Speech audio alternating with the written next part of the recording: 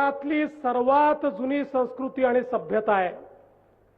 आणि आता तर जगाच्या उत्खननाने हे मान्य केलं आहे की ज्यावेळी युरोप, अमेरिका वगैरे सारखे देशही अस्तित्वात नव्हते, ज्यावेळी तिथल्या लोकांना संस्कृती, संस्कार, विचार, भाषा काय आहे हे माहिती नव्हतं, त्याही वेळी या देशामध्ये पूर्णपणे विकसित संस्कृती होती आणि त्याही काळामध्ये खऱ्या अर्थानं आमचा सनातन विचार हा लोकांना संस्कार देत होता, तीच भाविकता होती, तोच हरिनामाचा पाठ होता आणि त्या माध्यमातनं सातत्याने आमची संस्कृती, आमची सभ्यता आणि आमचा वारसा हा अखंड चालत होता। आज आपण बघा, जगाच्या इतिहासावर अनेक देशांमध्ये अनेक आक्रमण झाली आणि त्या प्रत्येक देशाचा इतिहास बदलला। आक्रमणामुळे विचार बदलले, धर्म बदलला, संस्कृती बदलली, पण आपल्या भारतामध्ये मात्र ते परिवर्तन होऊ शकलं नाही। हजारो वर्ष आक्रांत्यांनी आक्रमण केलं, पण त्या आक्रमणामुळे आमच्यावर त्याचा कुठलाही परिणाम झाला नाही। याचं कारण आमची जी वारकरी परंपरा होती, आमची जी हरिनामाची परंपरा होती, आमची जी सनातनाची परंपरा होती, हिंदू धर्माची जी परंपरा होती, या परंपरेमुळे कितीही कोणी आघात केला तरी देखील आम्ही आमचा विचार बदलला नाही, आमचा संस्कार बदलला नाही, आमचा मार्ग बदलला नाही, आमचा देश बदलला नाही। आणि म्हणूनच आक्रमणामुळे कदाचित ते किल्ले जिंकू शकले, आमची मंदिरं तोडू शकले, पण आमच्या मनामध्ये ईश्वराचं जे स्थान होतं ते मात्र ते बदलू शकले नाहीत।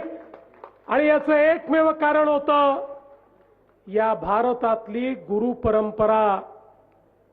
सद्गुरूंनी जो विचार दिला, सप्ताहाने समाजाचं जे अभिसरण केलं, त्यामुळे आम्हाला मानसिकरित्या कोणी गुलाम करू शकलं नाही।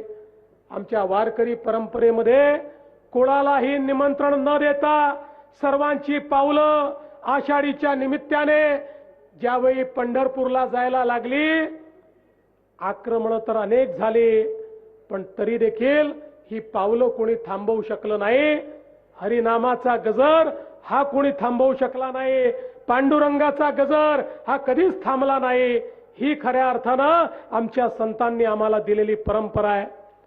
आज आपण बघू शकतो 179 वर्ष सातत्याने सद्गुरू योगीराज गंगागिरी महाराजांनी ही सप्ताहाची परंपरा दिली। कित्येक पिढ्या निघून गेल्या, पण परंपरा तिथेच आहे। आणि आजही सद्गुरू रामगिरी महाराजांच्या मार्गदर्शनाखाली आणि त्यांच्या आशीर्वादानं आपण इतक्या मोठ्या संख्येने या ठिकाणी येता। या ठिकाणी हरिनामाचं पठण होतं। हरिनामाचं पठण याकरता महत्वाचं आहे, ज्ञानेश्वर माऊलींपासनं तर जगद्गुरु तुकाराम महाराजांपर्यंत आपल्याला सांगितलं की हरिनामच असं आहे की जे आपल्या दुःखाचं हरण करू शकतं। आणि म्हणून हरिनामाचा या ठिकाणी संकीर्तन केलं पाहिजे। आणि हरिनामाचा दुसरा परिणाम काय आहे? हरिनामाच्या संकीर्तनामुळे माझ्यातला मी मरून जातो आणि आपण सगळे एक होतो। कोणाचाही स्वार्थ त्या ठिकाणी राहत नाही, कोणीही स्वतःचा विचार करत नाही, कोणी जातीपातीचा विचार करत नाही। सगळे एक होतात, सगळे एकमेकांमध्ये विठ्ठल पाहतात, सगळे एकमेकांमध्ये हरीचा वास त्या ठिकाणी पाहतात। आणि म्हणून आजच्या जगामध्ये हरिनामाच्या संकीर्तनापेक्षा दुसरा कुठलाही मोठा उपाय नाही की ज्यातनं आपलं जीवन यशस्वी होऊ शकतं। आणि म्हणूनच मी खऱ्या अर्थानं परमपूजनीय रामगिरी महाराजांचे आभार मानतो की त्यांनी एवढा मोठा संप्रदाय या ठिकाणी उभा केला की जो संप्रदाय या ठिकाणी आमच्या भारताची महाराष्ट्राची सज्जन शक्ती म्हणून या ठिकाणी काम करतोय, जो या ठिकाणी हरिभक्तीचं काम करत असताना आमच्यातलं अध्यात्म जीवित ठेवतोय, आमचे संस्कार जीवित ठेवतोय आणि पुढच्या पिढीमध्ये त्या संस्काराचं रोपण करण्याचं काम चाललंय। मला अतिशय आनंद आहे, मागच्या काळामध्ये आपल्या सरकारने निर्णय घेतला होता, सरला बेटावर ज्या ठिकाणी खऱ्या अर्थानं अध्यात्माचा त्या ठिकाणी वास आहे, ज्या ठिकाणून विचाराची प्रेरणा आपल्या सगळ्यांना भेटते, त्या सरला बेटावर वेगवेगळ्या प्रकारे विकास करण्याचा आराखडा आपण तयार केला, त्याचं काम देखील सुरू केलं।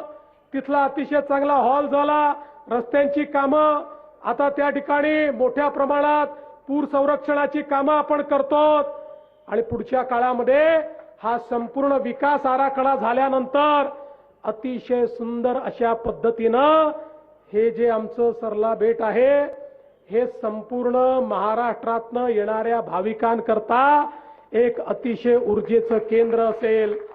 आता त्या ठिकाणी सोलरचं काम देखील आम्ही हातामध्ये घेतो आणि संपूर्ण सोलरच्या विजेच्या माध्यमातून त्या ठिकाणी व्यवस्था उभ्या करण्याचं काम आम्ही करतो आहोत आणि मी विश्वासानं सांगतो की सद्गुरू रामगिरी महाराजांच्या आशीर्वादानं आपल्या महाराष्ट्रातलं एक प्रमुख तीर्थस्थळ म्हणून सरला बेटाचा विकास त्या ठिकाणी केल्याशिवाय आपलं सरकार थांबणार नाही। मला या निमित्ताने हे देखील सांगायचं आहे की खऱ्या अर्थानं मगाशी शिंदे साहेबांनी सांगितलंय, खरं आहे, आमच्या पाठीशी देखील आध्यात्मिक शक्ती उभी होती, सज्जन शक्ती उभी होती आणि म्हणूनच या महाराष्ट्रामध्ये हा विजय आम्हाला मिळाला। आणि म्हणून शेतकरी असतील, वारकरी असतील, शेतमजूर असतील, गरीब असतील, दलित असतील, आदिवासी असतील, अशा सगळ्यांना सोबत घेऊन या महाराष्ट्राचा कारभार करण्याचा प्रयत्न आम्ही करतोय आणि मला सांगताना आनंद वाटतो की आमच्या शेतकऱ्यांना आम्ही जो शब्द दिला होता तो शब्द पूर्ण करत या ठिकाणी कर्जमाफीची केवळ घोषणा नाही तर कालपर्यंत 12.5 लाख शेतकऱ्यांच्या खात्यामध्ये पैसे देखील आम्ही पोहोचवले। दर 15 दिवसांनी नवीन यादी तयार करून त्यांच्या खात्यामध्ये पैसे आम्ही पोहोचवतो। 56 लाख शेतकऱ्यांना कर्जमाफी देण्याचा हा उपक्रम आता आपण सुरू केलेला आहे आणि शेतकऱ्यांच्या पाठीशी आपलं सरकार उभं आहे। मला आनंद आहे की आपल्या सरकारने शेतकऱ्यांना त्या ठिकाणी मोफत वीज देण्याचा निर्णय केला। आज शेतकऱ्यांना मोफत वीज आपण देतो आणि त्यासोबत आपण निर्धार केला होता की शेतकऱ्यांना दिवसाच 365 दिवस वीज मिळाली पाहिजे। 75% शेतकऱ्यांना दिवसा 8 तास वीज आपण देतोय, हळूहळू 100% शेतकऱ्यांना देऊ आणि त्यानंतर शेतकऱ्यांना 12 तास 365 दिवस मोफत वीज देण्याचा निर्णय देखील आपण घेतलेला आहे। आणि एवढंच नाही तर पूर्वीचे आमच्या शेतकऱ्यांवर 58,000 कोटी रुपयाची बिलं थकीत आहेत। आपल्या सरकारनं निर्णय केला 58,000 कोटी रुपयाची थकीत बिलं ही देखील आम्ही माफ करतो आहोत। शेतकऱ्यांकडून त्याची देखील वसुली या ठिकाणी करायची नाही हा निर्णय आपण केलेला आहे।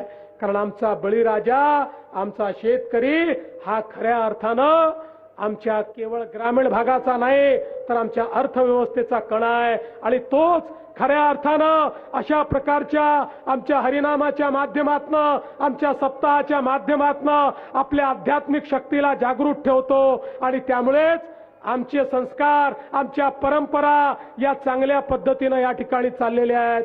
मी या निमित्ताने आपल्या सर्वांना आश्वस्त करतो, शिंदे साहेबांनी देखील या ठिकाणी सांगितलेलं आहे, काही लोक आमचे सद्गुरू रामगिरी महाराजांकडे ही धमक्या पाठवतात, त्यांना मी सांगून देऊ इच्छितो अशा प्रकारे धमकी देण्याचं काम कोणी केलं तर त्याला नेस्तनाबूत करून टाकू। आम्ही केसाला देखील धक्का लागू देणार नाही, केसालाही धक्का लागू देणार नाही, लक्षात ठेवा।